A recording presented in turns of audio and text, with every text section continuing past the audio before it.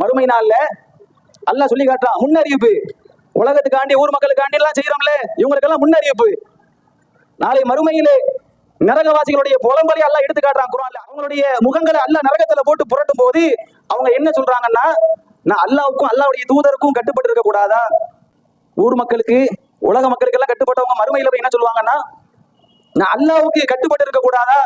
இன்னா அதானா சாதத்தனா வ குப்ரானா வ அலவுன சபீலா. இறைவா, எங்களுடைய பெரியவர்கள், எங்களுடைய தலைவர்கள், இவங்களுக்கு நாங்க கட்டுப்பட்டு விட்டோம், அவர்கள் எங்களை வழிகெடுத்து விட்டார்கள்.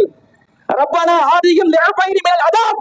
இறைவா, அவர்களுக்கு 2 மடங்கு வேதனையை கொடு. இவனா வழிகெடுத்துட்டான், இவனாலதான் என் வாழ்க்கை நாசமா போச்சு, நரகத்துல கொண்டு வந்து நிப்பாட்டிட்டான். அவன் பேச்சை கேட்டதான் இன்னைக்கு பாதிப்பு. நரகத்துல அவனுக்கு 2 மடங்கு கூடியால அப்படின்னு அங்க போய் முழங்குவானா. என்ன புண்ணியம் இங்கல கேட்கணும், அங்க போய் புலம்பி என்ன செய்யா? இன்னும் சிலரை அல்லாஹ் சொல்றான், சபிப்பாங்க. இப்படியான ஒரு சூழல் அங்க வரும். அதான் இப்ராஹிம் நபி சொன்னாங்க, இன்னைக்கு நீங்க சில காரியங்களை எல்லாம் செய்றீங்களப்பா, இதுக்கெல்லாம் காரணம் என்னன்னா, ஒருவருக்கு இன்னொரு பேர் உள்ள முகபத்து. அவரை சொன்னா சரியாதான் இருக்கும், அவருக்காண்டி இதை செய்யறது, குடும்ப உறவுக்காக வேண்டி இப்படின்னு செய்றீங்கல்ல, இது எல்லாம் மறுமையில உங்களை சாபத்திற்கு தள்ளிவிடும். இந்த விஷயங்களை நாம் ரொம்ப கவனமாக இருக்க வேண்டும்.